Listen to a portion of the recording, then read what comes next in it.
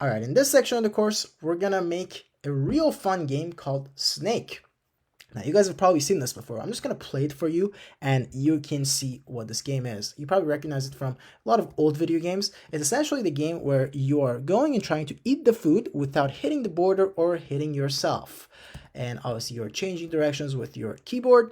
And the aim of this is to score as high as possible, but essentially not collide with yourself or the border. And it's really tough. It sometimes gets real hard to make sure you do time this properly. There you go. I just lost right there.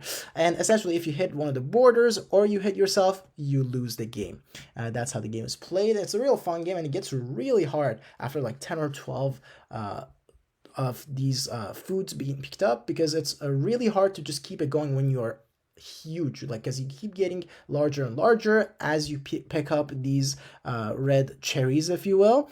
You just keep increasing your size, and you just need to accommodate for that. You need to make sure you're not colliding with yourself or the border, and it just keeps getting tougher and tougher as time goes by. So essentially that's the game that we're going to program together. We're going to use the stuff that we've learned before, but we're also, there you go, I just messed up again, but we're also going to use some new way of keeping track of information that's called a list, right? So a list is essentially a list of information that you can store just like you would any normal list, where you store information in a list. So we're gonna discover that for the first time in this program. We're going to see how you can use it and how you need to use it in some cases in order to make sure you're keeping track of all the elements in your game, so you can just have a very effective game experience.